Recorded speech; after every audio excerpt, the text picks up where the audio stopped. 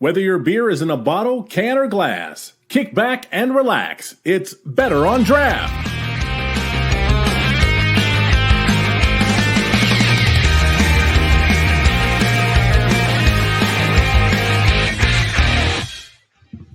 We are live, episode 358 of the Better on Draft podcast. My name is Ken. Thank you so much for joining us. I truly appreciate it.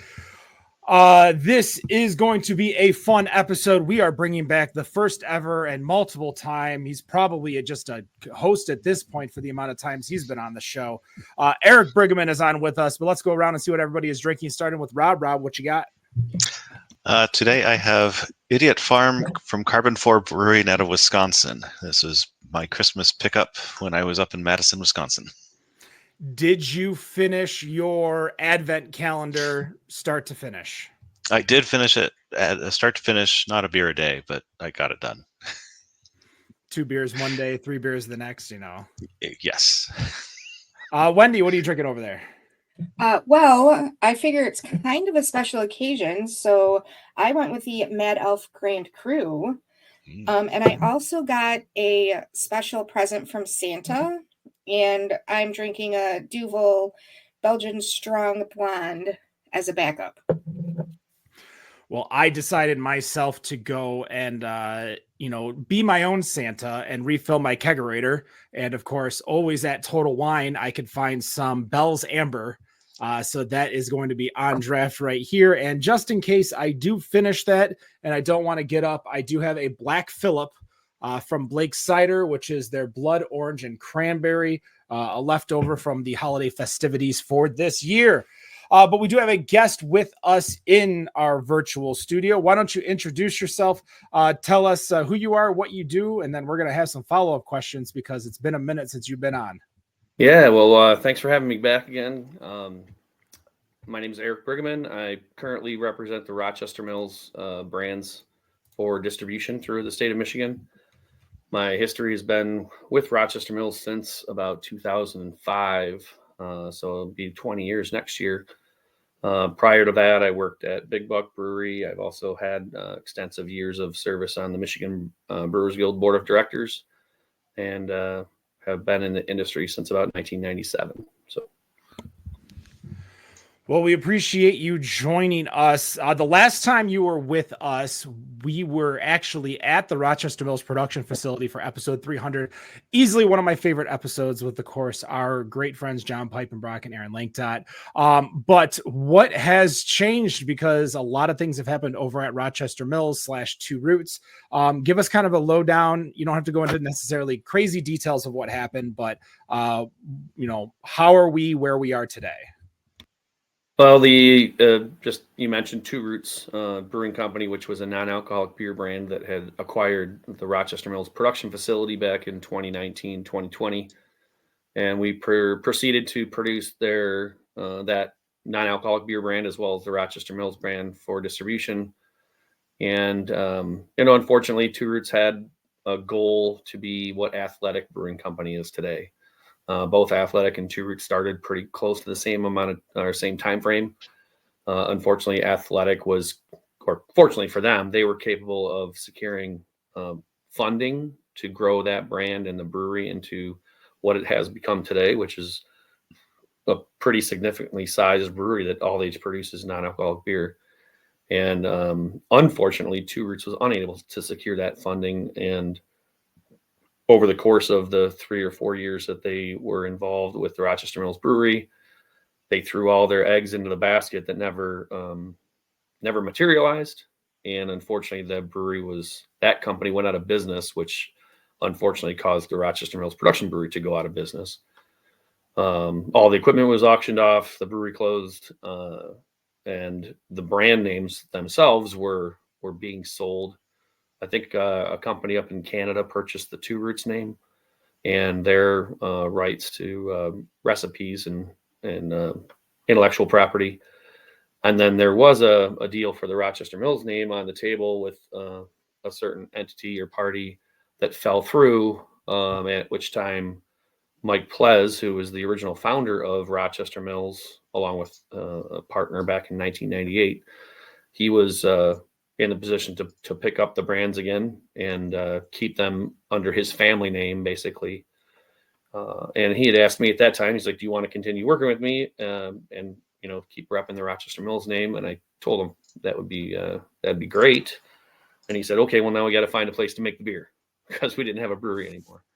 While all this is happening, the brew pub in Rochester was independent of that sale and that deal with Two Roots in the first place. So that was unaffected by the production brewery closing. So they've remained open the whole time and, kept producing their own beer for the restaurant. They just are unable to distribute out of that location. So once Mike was the owner of the brand names again, we started exploring different options with contracts. Should we look into building another brewery again?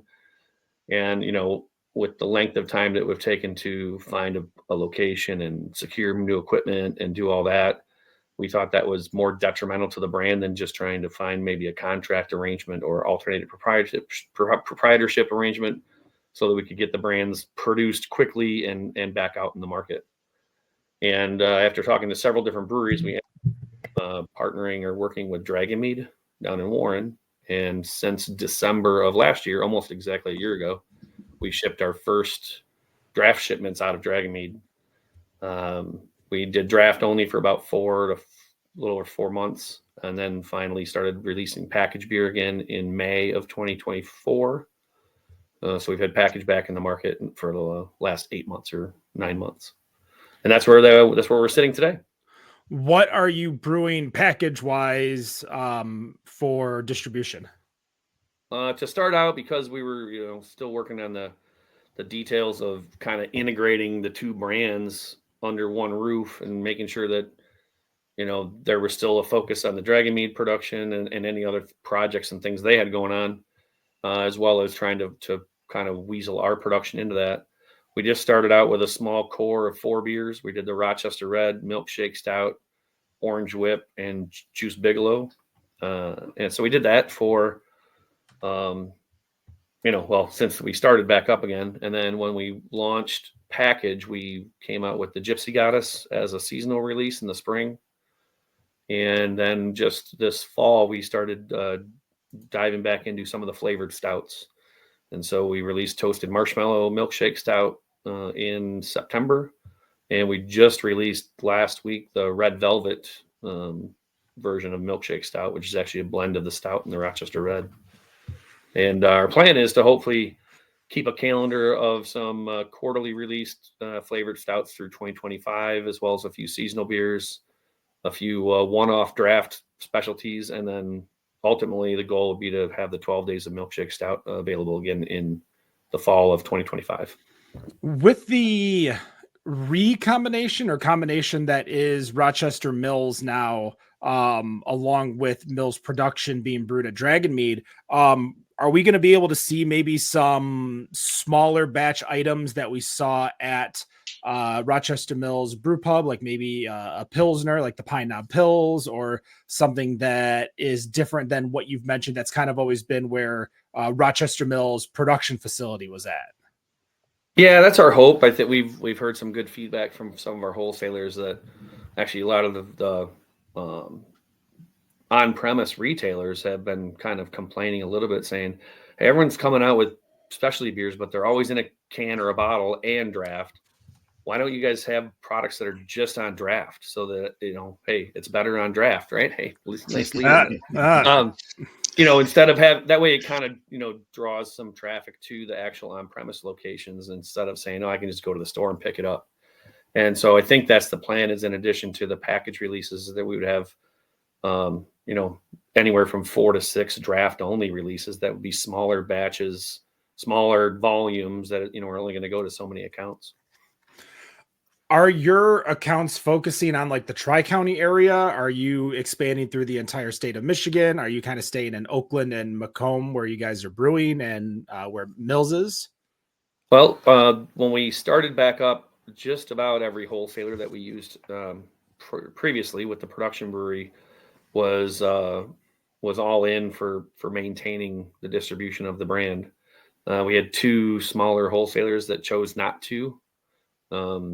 We didn't move much volume with them anyway, so it wasn't like a huge hit. But other than that, we're in the majority of the state of Michigan, currently shipping product whenever they order it. So, some of those draft only releases may only focus on the area that's closer to the brewery, just because that's where most of our volume is sold anyway. But that would be the wholesalers that carry or cover that territory kind of go up into, the Bay City area. So you could see it a little bit further than Southeast Michigan, but that might be a focus for some of those limited release items. We did forget to ask, what are you drinking?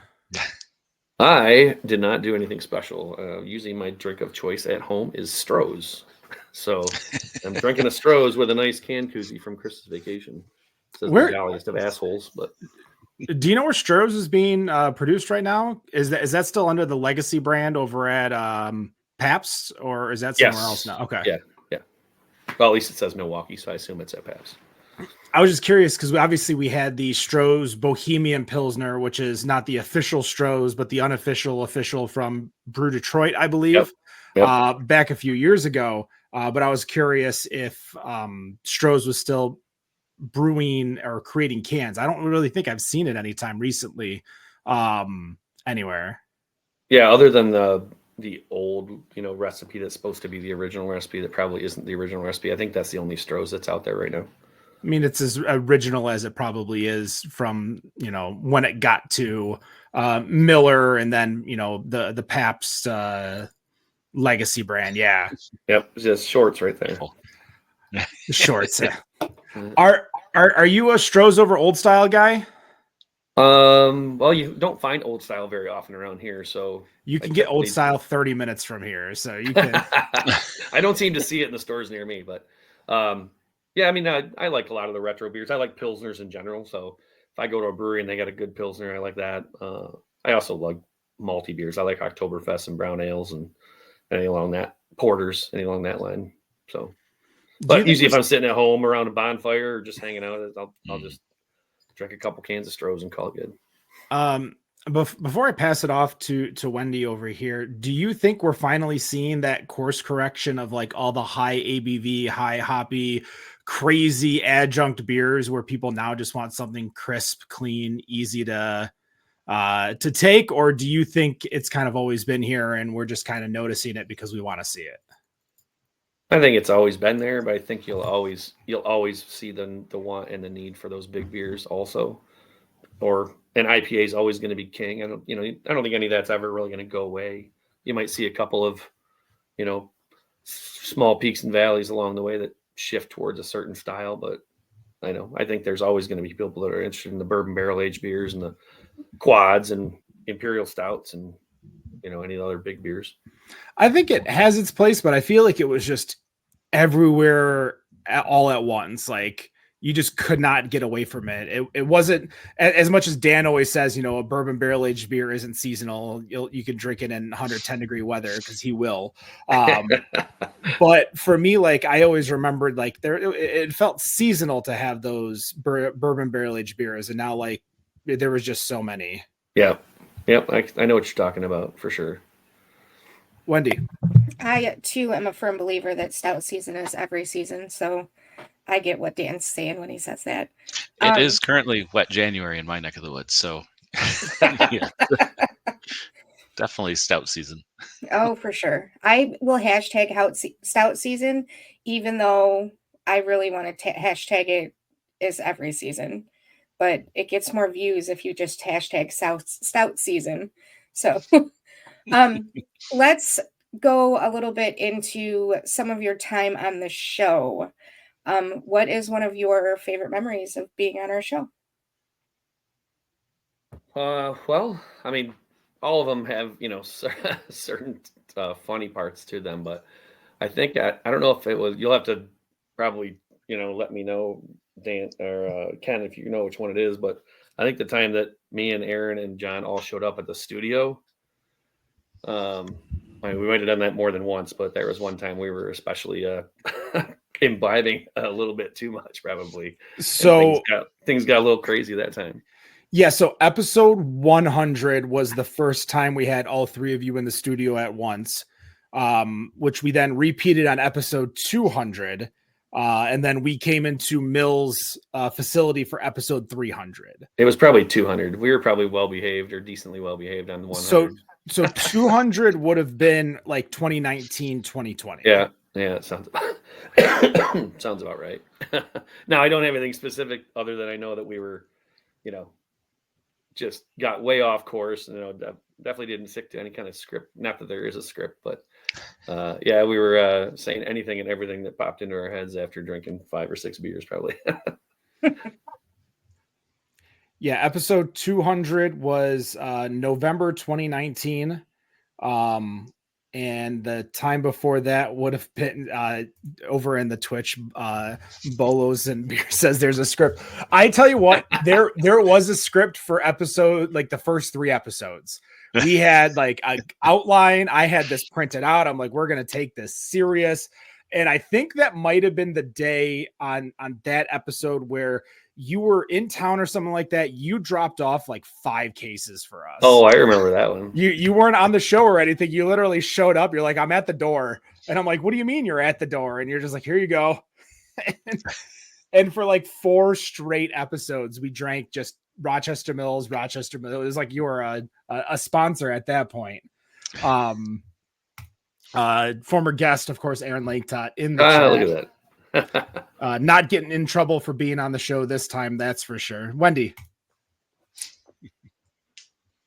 I'm not really sure where to go from there. I do remember a few times in studio that I had to wait a little while before I could go anywhere. That's for sure. Oh. So I feel like that was episode 200. I feel like we were all hanging out in the studio for like 3 hours after the show was done. So moving to home is okay. Yes. Yeah. It's all safe now. Well, one, you drink less because you're not going to try 6 beers when everybody's bringing different beers for you to try. Yep. Right. So you definitely, it's definitely changed things a little bit in that case. Ken, I'm going to ask you the same question. I'm going to turn it around on you. Oh no. I'm going to be honest with y'all. There's 3 that stick out, and they're just because they're guests, and no offense to the guests in front of us. But Bernard Johnson from Unibrew, when he came into town, we had him on. Wow, was that a great interview. Obviously, I always talk about the episode with Nick the Brewer in Unity Vibration, where they controlled the entire show. If you've ever listened to a Nick the Brewer episode, he knows how to talk, that's for sure. But they still, in the back of my mind, how I still know that there's laws about what kind of wood you can use for whiskey barrels, and how they wish they could use different wood for whiskey barrels to then get different whiskey barrels for their beer and their drinks. And then, of course, John Mallet, Bells. Being able to come up to him and just be like, hey, so why do you change the recipe for Oberon every year? Piss everyone off. That was the best answer that he gave too. Oh, for sure. I love bringing that up every Oberon day on Reddit. Like, I just repost it. Oh, yeah.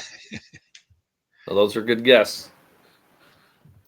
So, Eric, what do you see moving forward for the industry in Michigan?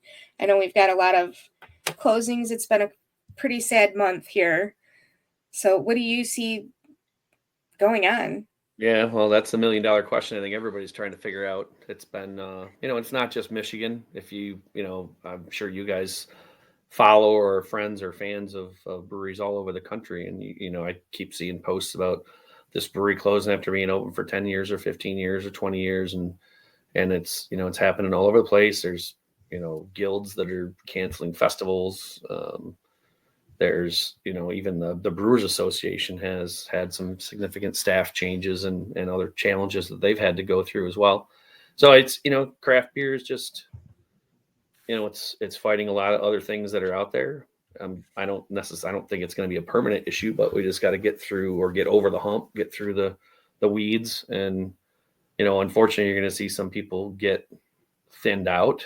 For one reason or another. There's still companies that are fighting challenges that are post-pandemic issues that might just be, surfacing after, they found a way to fight through and nothing has still rebounded to what it was like pre-COVID. But the breweries kept opening, so there's more and more places to get beer and other beverages that are out there. You have cannabis that's out there as an issue, and get Ron to chime in again on that one. So it's a different ball game, and people don't go out as much anymore. So on-premise sales are different compared to what they were 5 years ago.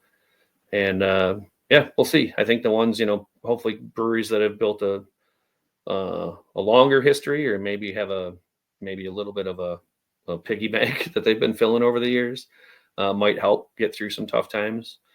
Or just ones that run a pretty tight business and haven't had a bunch of fluff or anything else. I mean, every business is different, so there's really no black and white answer, I don't think. But hopefully you'll see that. I know that one of the things that we've kind of noticed, from the Rochester Mills perspective is, okay, this contract arrangement we have with Briggeman, it's kind of weird not owning your own facility, but the amount of money we would have had to dump into that, instead of just utilizing a facility that's already there with brewing staff that's been there for years and years and years and have proven that they can make quality beer. So I think you might see a little bit more of that, where people are kind of joining forces to weather the storm and maximize capacity at places instead of having a bunch of breweries that are making it less than 50% of their capacity. That makes so I know that sense. doesn't tell you where it's going, but it's just, I think it's just it's a big question mark still. Yeah, I agree with that. The one thing that I've said, even since COVID happened, is that I honestly believe that the breweries out there that are going to make it are the ones that have strong ties in their community. And you can see that in programs like Batch Brewing and Agma, how their hands are all over their community. So, and they're the ones that I'm seeing doing more and more things, I guess I would say. Do you think that that is kind of the right assumption? Is that something that you would end up going with at Rochester? Oh yeah, I mean that's huge. I mean the Rochester Mills Brew Pub is very involved in the city of Rochester, and have been for pretty much their entire existence there for 25 plus years now. With us as a contract brand for distribution, we kind of are leaning on that brew pub in Rochester as being our public face right now, because we don't have another tap room that's tied to our name. So obviously that entity will continue to be involved in the city of Rochester and the surrounding areas. But we still, we've made some, donations to some community things that go on in the area, in the greater than Rochester area. So that's about all we can do. Those other locations you mentioned, it's great because those communities are really willing to come back and help support those breweries when they know that the breweries have supported them through the years. So it's definitely a big part of it. So I do have one other question that I kind of want your take on as a brewer. On the last show when we were at Dark Horse, Ed, our editor-in-chief, had mentioned that when he sees a brewery is closing, rather than run out to get one last beer from that brewery, he tends to go to his local brewery because he wants to make sure that those around him he's supporting. Yep. What is your opinion on that? I know that any brewery that I've gone to when they're closing, including our production brewery tap room when we closed last August, every brewery seems to have their busiest, week or 4 days or whatever in their existence. And it's like everyone, the first response is, well, why didn't you do that all the time? Because it'd be great if you were just there every day. Well, people can't go every day. I understand There's an attachment. Okay, I used to go here once a month and I don't want to see it go away, so I'm going to go there before they close. And it ends up being that everybody that's ever gone there tries to do that. But at that point, if they're already closing, not to say you don't want to, so still support any local business. But yeah, if you have a brewery that's close to you, you want to make sure they don't end up in that position. So I like that idea of going to your existing local pub that is still open and operating and making sure that they get your business. it's not a bad idea. I agree with that. I had also said that I wish I could single-handedly support all of my favorite breweries in the state of Michigan or even outside of Michigan, but Right. until I win the lottery or somehow find a pot of gold, in the meantime, I'm just doing what I can. Rob, you want to? Yeah, when my local closed, I remember going in and one guy who I'd never seen there before, and it really was my local. I really was there a lot. I knew pretty much everyone, or they knew me. But he said something along the lines of, "I had no idea this place was even here," which I thought was kind of ridiculous. He then later said he was into craft beer and stuff, and it was, I don't know, it's the only one in town, and if he's and he lived in town, so for him not to know, although part of their downfall is that they were not allowed to put a sign out by the road, but you know, it was all very frustrating. And then we just had the announcement here that Scarlet Lane Brewing is closing, which may not be one that y'all know up there, but they are a fairly old Indianapolis brewery. They've been around for a while. They have just their production facility is so much fun to go to. I'm sad that it's going away. They have a big horror theme going on there. The local horror show, that the every big market seems to have one of those goth guys showing scary schlocky horror movies. That was all shot there at their their production brewery, and yeah, so it's sad. It's sad to see them going. But I did kind of want to go back to, you were talking about Rochester Mills and just kind of what it's been through, and my observation on the industry right now is, as an outsider, as a consumer, is that it seems like the places that are closing, it seems like the local places, the ones that aren't maybe distributing so much, are still doing okay. And you guys were in that phase, whether you wanted to or not, for a while, and now you're coming out, and it sounds like you're opening up to distribution. Is it possible that's kind of where we're going to start going once the crunch happens? Well, our situation is somewhat unique in that, in Michigan, the license type that you have will dictate whether or not you can distribute. And so the brew pub in Rochester that's been there for 25 years, they can't distribute beer. So that's never a part of their model. When we opened the Rochester Mills distribution brewery back in 2013, it was a whole separate company with different ownership. The only link was that we shared a brand name.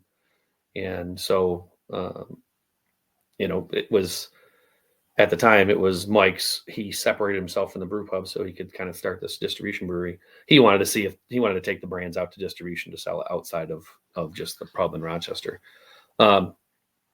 There's definitely not a whole lot of profit in distribution beer until you get to a certain size. Which is why a lot of the smaller ones, they struggle. They rely very heavily on the cash coming in at their tap rooms. And like I said, every business model is different. Every brewery is different. So there isn't a cookie cutter answer for how that looks. So the reason we wanted to keep that going is because it was already in existence. I don't know if it wasn't something that we had already been doing for 10 or 12 years. I don't know if 2024 would have been the year we just said, hey, let's jump into distribution. Just because I think that's a pretty challenging model right now. So we were trying to kind of grasp back at that volume that we knew we were already selling or had been selling, and hoping that we can jump right back into that. And, we've recaptured some of it, definitely not all of it. We lost some placement in some of the chain stores that we're looking to regain. But, the wholesalers were pretty excited that we were going to continue selling distribution beer, and so we've had a decent relationship with them. I don't know if you're going to see a bunch of new breweries try to do that at this point, or ones that just haven't done it yet. It's just, I think the market's probably not ideal for starting that or launching that as a new concept for a brewery at this point. But we'll see what happens in the next 12 months or so. Do you think the length of your name recognition kind of helped with the ability to kind of get back into distro when you moved back in, started brewing at Dragon Mead? Yeah, absolutely. I mean, it helped too that the wholesalers all wanted to be back on our on side with us. So, they were aware of the brands. We didn't have to resell it to them. Basically, it was, oh, sweet, this is available again. We've had to fill those draft lines with something else. Now we can go back to and say Rochester Red's available again. But I mean, for our size, at our peak, we had hit about 6,500 barrels a year of the Mills beer for 3 or 4 years in a row. That had started to decline when we were doing the Two Roots beer, just because the Two Roots was dictating what we should be selling and producing. And, it was hard to get back to that volume. So, I mean, we're about halfway back to what we were when we dropped off last August. So, we got some ways to go, but I think getting back into the chains will be big. I see Aaron Langtot's talking about self-distribution. But right now, because we're a contract, we're actually under the Dragon Mead license. We don't, physically, the company that I work for is almost a marketing company. We don't have a brewing license. So we'd be over the self-distribution limit at this point right now, but that's at 2,000 barrels, I think, is the current limit, not counting taproom beer. It's so, interesting. It depends how small you are. If you're small enough, self-distribution is definitely an option. You brought up the red, which I feel like is a unique beer out there on the shelf, on that kind of shelf space. I don't think there are other reds. There aren't that many other reds, and then there aren't sweet reds like that one. I like that beer a lot. So happy to hear it's out there again. Yeah, it's a weird thing. It really is a very, I don't want to say nondescript. We just call it an Irish style pub red, and it does extremely well on draft, especially in the Oakland and Macomb counties, closer to the brewery. There's a lot of places that carry that, which is nice to have that local support. Yeah, I was telling you before the show, I used to come up there. I would work in that area for a couple of weeks at a time. And my routine was to drive up, stop at Dark Horse on the way up, and then check into my hotel. And the next day I would have a meal in the brew pub, usually Monday. And it would be quieter on Monday, quiet on Tuesday. It was always hopping on Wednesday and Thursday. And I would have to go somewhere else. I just wanted a quiet meal. But yeah, I did enjoy going there a lot. So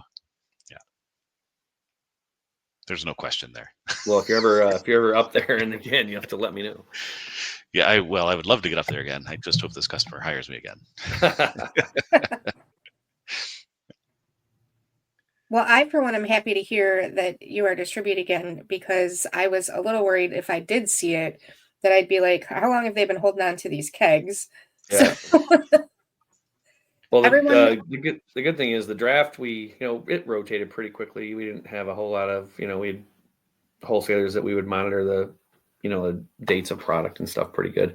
And for the package, we were out of circulation for a while. And plus we switched to 12-ounce cans as opposed to 16-ounce cans. So if you do see anything in 16-ounce cans out there, that's definitely, it's a little old, and I wouldn't buy it. Good to know.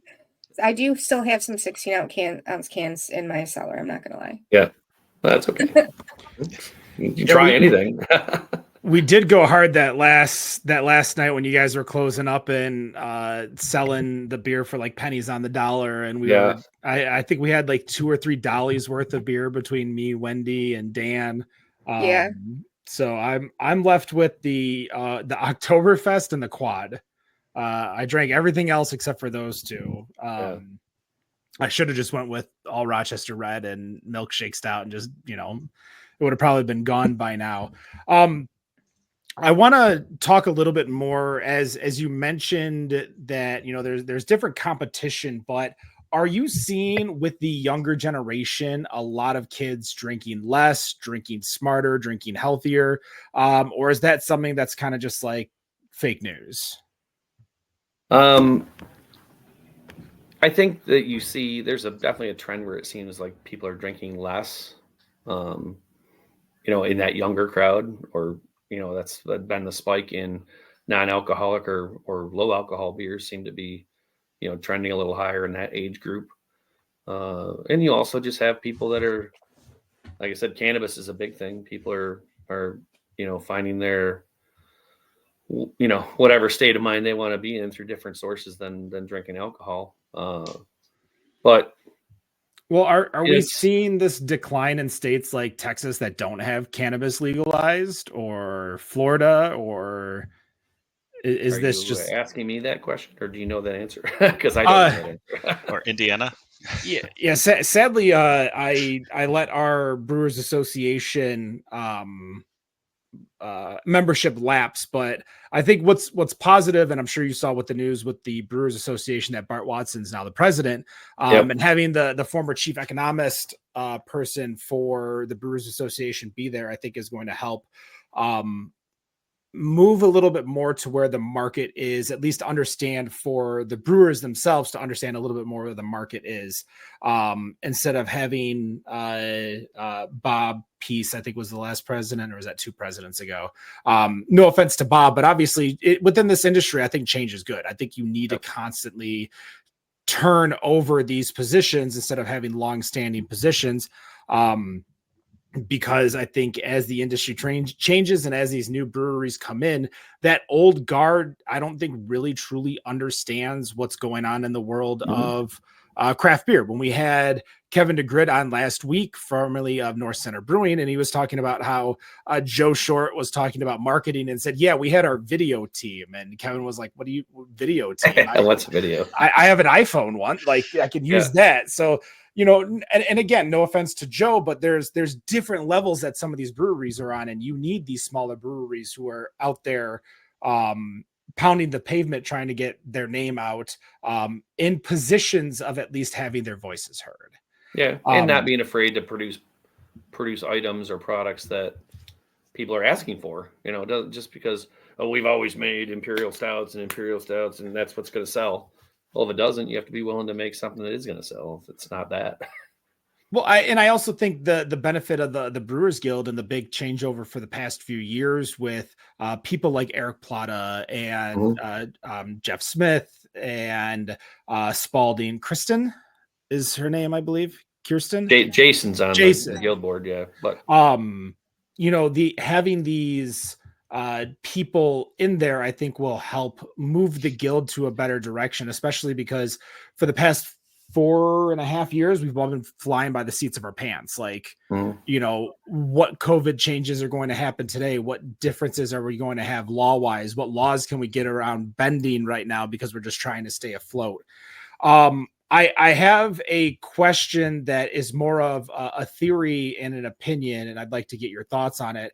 But obviously the PPP loans back in the early 2020s helped out a lot of people. It helped a lot of businesses stay afloat. I feel like the current, because this is going to be the first year that we're closing more breweries than we're opening.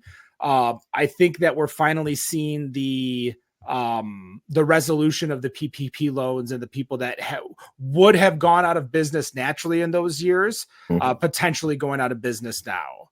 And that was a lifeline for them, where they're able to, many of them probably were able to succeed and brew better. Some of them probably just couldn't keep up with all the changes because you have to invest a lot of money.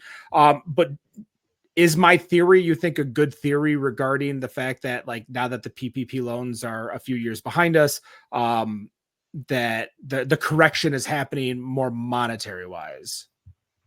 Yeah, I agree 100%. Yeah, I feel it. Same thing as that a lot of these places, that aren't going to succeed may have gone out of business, like you said, without COVID. If that didn't happen, several years earlier, it was definitely the wild, wild west during the COVID year of people trying to do anything to stay afloat. And like you said, those loans help people definitely to a certain degree. But, there's a lot of people that may have taken out other forms of loans that weren't the PPP loans and weren't forgiven. And now they have to pay that back. And, that could be adding to the struggles, especially as there's a little bit of a downturn in the craft beer business overall. So now your sales are dropping a little bit, and you still have to pay back these loans. If they didn't have the best ways to cut costs or to control costs in the first place, then that's what's going to yield the result you're talking about. what's been a missed opportunity for the Michigan government to have fixed maybe some old blue laws or something like that to help the craft beer world? Because I see your post every year that you're at, Government Day when you're on the steps of Lansing with all the other brewers. But what is something that our, Congress people in the state haven't really addressed that really needs addressing? It's hard to put a blanket statement on that just because of the different brewing licenses and different business types. Trying to find something that actually benefits all different tiers of beer brewing licenses in the state of Michigan is difficult. Okay, I'm gonna cut you off though. Why do we have to appease all three? Why can't we appease one as long as it's not a negative to the other two? No, there would be nothing wrong with that. But from a Brewers Guild standpoint, the members that pay dues to be in to be members of the guild, they always want the guild to fight for them and do something for them. And if it seems that every piece of legislation or something that's out there is only helping the microbreweries and not the brew pubs, then the brew pub membership group gets a little irritated that they feel like the organization isn't looking out for them. They're only looking out for the distribution breweries, or vice versa. So in general, unless there was something huge that would go towards one side or the other, the guild tends to go for middle of the road items that'll kind of benefit everybody. One of the biggest things is taxes. Everyone pays taxes. That's the one thing that will help everybody is to, if there were a reduction in beer taxes, kind of like the Fed did several years ago, where they cut the federal beer tax in half. That was huge. Michigan's, I think one of the higher state beer taxes in the region anyway, at least in the Midwest.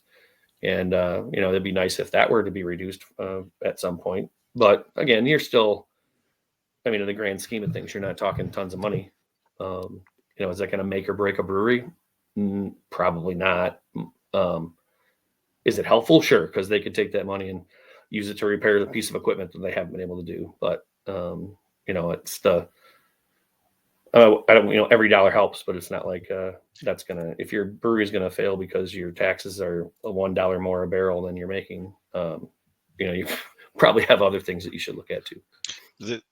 There's a different brewery near me that closed quite a while back, and their municipality was charging their water and sewer based on water intake, and everything was going out in bottles and cans, so it was not going down the sewer, but they were not getting any breaks or anything. So that was that messed up all their financials apparently. So that was part of why they closed, but this was quite a while ago, well before COVID. Oh, I can vouch for that's a big one too, because there's the Great Lakes Water Authority they kind of levied a surcharge on breweries that are in their territory. So it's not even a statewide thing. And it's not even every brewery. Some of them haven't been caught for some reason, but all of a sudden they said, yeah, we're going to start charging you this much money per barrel of production. Had no basis for whatsoever. And that they didn't know how to do it. It's like, well, why are you charging the restaurants a surcharge? Well, there's too many of them that we can't keep track of them. That was their reasoning.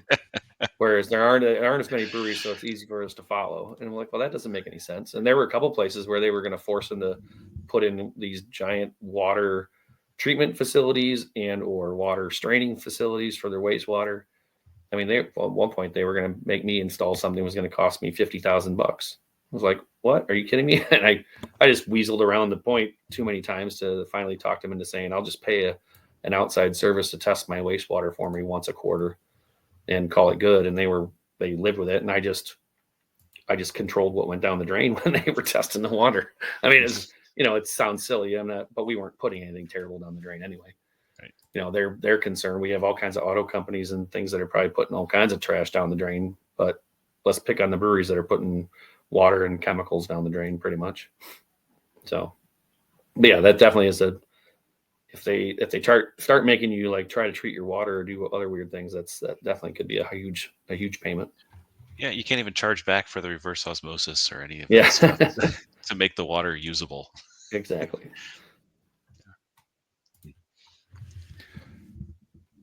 Well, I'm thankful that you have come on today to kind of talk about the industry itself. But I want to hear a little bit more about the future of Mills, the brew pub, and everything like that. Like, what can we expect to see in 2025 from you and your team? Well, I hinted a little bit at what we're hoping to release for beers next year. And it's we're still assuming that we stay with the agreement we have with Dragamead. We've already added some equipment in there, so I mean, it's looking like it's more of a longer term relationship than just a short term fix, which is fine. It's been working for us, but we want to make sure that if we do want to add a few more tanks, maybe to make sure that if we want to expand our distribution list, that it's not going to impede, Dragamead putting out any products that they have on their calendar. And again, like I said, or any other, partner brews or contract brews that maybe come into the mix. So that'd be, the first thing is just continuing that growth and reestablishing the brand. Cause really we haven't had a whole year of having package out there yet. So, getting people used to having 12-ounce cans instead of 16-ounce cans. And like I said, getting back into the chains would be a big part for that. As far as the brand overall, I mean, the brew pub is still kicking pretty good. It's like I said, it's been over 25 years they've been open. We're hoping to possibly re-establish Oktoberfest as an event in Rochester. We haven't done that since COVID. That used to be a fairly large event where we would go through 100 to 120 kegs in a day and a half out in a beer tent in the parking lot. And that was a fairly large event that the city embraced as well. They used to put banners up in town saying, advertising that there was an Oktoberfest in town. So, that was a nice family friendly event. So hopefully we'll get back to doing that in Rochester. And I think that, it's all about trying to get that volume back for us. I mean, we just have to reconnect with people and rebuild those relationships that we kind of lost over that 4 to 6 months that we were out of circulation. What's your favorite Mills beer? When I was at the production brewery in the tap room, I would always drink Juice Bigelow. It was kind of a go-to thing for me, which is weird because I'm not an IPA guy necessarily, but for whatever reason, New England IPAs, they don't have that harsh bitterness as much as a traditional IPA. Other than that, though, like I said, I really like malty beers. So Oktoberfest, when we made that, the regular milkshake stout, I'm not a huge fan of all the flavored stouts that we make or anybody else makes. It's just not my thing. But I know when I go to the brew pub location, I like to drink the porter over there is one of my favorites. Or Pineapple Pilsner. That was always good too when we made that. Pineapple Pills is just such a good beer, and I want it here, like in my hands, and it's kind of sad that I can't get that, and you're so far away. Yeah, Ypsilanti, you're on the other side of the world now. I know. I at least have Euchre Pills out of Arbor Brewing, which is a solid little pills over here. And it sucks because I haven't really gotten the opportunity to, but I'm right over at Ipsy Ale House too, and he makes such good true to style beers that it's always under everyone's radar because it's kind of downtown Ann Arbor or Ipsy. So people kind of skip past it to go to Corner or to go to Depot Town. So if you're in Ypsilanti, Ipsy Ale House is definitely a place you should get going. Rob, Wendy, do you guys have any more questions before we get to our final ones? I'm kind of curious with the culture, I guess, of the industry right now, where are brewers, breweries, owners, etc., still getting together as often as it felt like they used to? Like, are guild meetings still as, I don't know, animated or combative, or like, are the owners and brewers still all talking across the breweries and making all those bonds that you used to? Well, that's a good question. We have our annual meeting coming up in January in Kalamazoo, so we'll see if anything fun and interesting happens there. But in general, I think it just goes. There are definitely a lot of pockets and groups of people that are fairly close. My wife Amanda and I, we started a little brewer dive bar get together that we try to do monthly with just our closer circle of people that we're good friends with that work at breweries or own breweries. And we, pick a dive bar somewhere that's so people are not in their workplace. They're not having to look over their shoulder and wonder what's that noise, or did I turn the water off, or hey, this person needs help in the kitchen. Let's go somewhere and drink some bottles of PBR or Stroh's or whatever beer you want to, and just, you know, shoot the shit over nothing. It can be work stuff, it can be sports, it can be whatever, get you out of the element, and also just kind of continue the camaraderie and, you know, keep those personal relationships over and above the business relationships. I think moving forward with the state of the industry the way it is, that you might start seeing some owners be a little more cutthroat. You know, it's going to be coming down to, hey, I need to survive. I need my business to survive. And what's that going to take, you know, short of doing something illegal or personally harmful to somebody. But, you know, when it comes to, you know, recommending someone else's beer, you know, out of the blue, maybe that will happen less. I don't really know. But I think, you know, in general, when we get together, or anybody I've seen get together, you know, there's still good vibes there. People still enjoy each other's company, having a beer and socializing without, you know, having to point fingers and start yelling at somebody. So hopefully now it doesn't get to that point. And hey, look, Amanda just chimed in, Brewer Dive Bar night. And, you know, hopefully that people just continue to keep that camaraderie going. But, you know, like I said, it is in pockets, because there are a bunch of new breweries that I don't really know people at. But a lot of those guys seem to know each other, you know, for whatever reason, whether it's geographically or just because they've kind of bonded together, saying that, hey, we've all been in the industry for less than 2 years. Let's hang out and talk to each other. And then people that have been in the industry for 20 years tend to hang out and talk to each other. So I don't think there's for any reason. I don't think either group has tried to shut out the other group. It just, for whatever reason, it's happened that way. They're just hitting the different problems that they have to solve. Yeah, true. There are different stages of their business, and but, you know, hopefully, all of us that have been in there for a while, we always say, you know, we would love to talk to the new guys and answer questions, because anything they're going through now is something we've definitely gone through. Maybe without an iPhone and Facebook, but we've all gone through the problem. Right. It was just 15, 20 years ago. It was always a rising tide, you know, raises all ships. And I feel like I haven't heard that in a brewery for quite a while, but I used to hear it regularly. So yeah. I think it still exists. Whether or not it exists like as a blanket statement for everybody, I don't know. But there definitely are. There's a long list of people that I'd bend over backwards for to help out if I had to, and think they do the same thing. I think the clicks are always there. I think being in the industry the way we are, we get to see them, where we get to see the folks like Arctic Circle, Loaded Dice, and like North Center. Like, you know, a lot of them were each other, where they relied on each other for the knowledge, like, or Gordia, Cadillac Straits, like the geographical into that, you know, southeastern Michigan area, but also like the new kid on the block. And I think a lot of them might be, if they're not as forthcoming when it comes to opening up a brewery, like they may be afraid to talk to someone like Spencer over at Dragon Meat, even though Spencer would, you know, grab a beer and sit down and chat with you about beer. Even someone like, you know, your wife, Amanda, who's an amazing brewer, would sit down and be like, you know, hey, this is what, you know, you might want to do with your brewery that we see, you know, that we do. So I think a lot of it is there. What we don't see is that there isn't really a general location for you all to have these types of meetings. And even when you see it at that January event over in Kalamazoo, like everyone's kind of clicked together.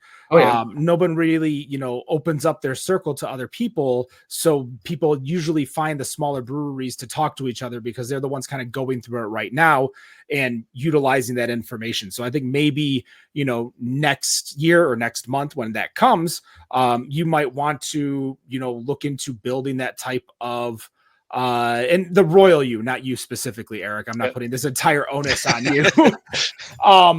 But having, you know, a little bit more social events where, you know, dare I say team building exercises, where you're just forcefully bringing other brewers to talk to each other that they don't know, especially if you know, segregate it to different quadrants in the state. You know, it'd be nice to see what's going on over at By George up in Munising.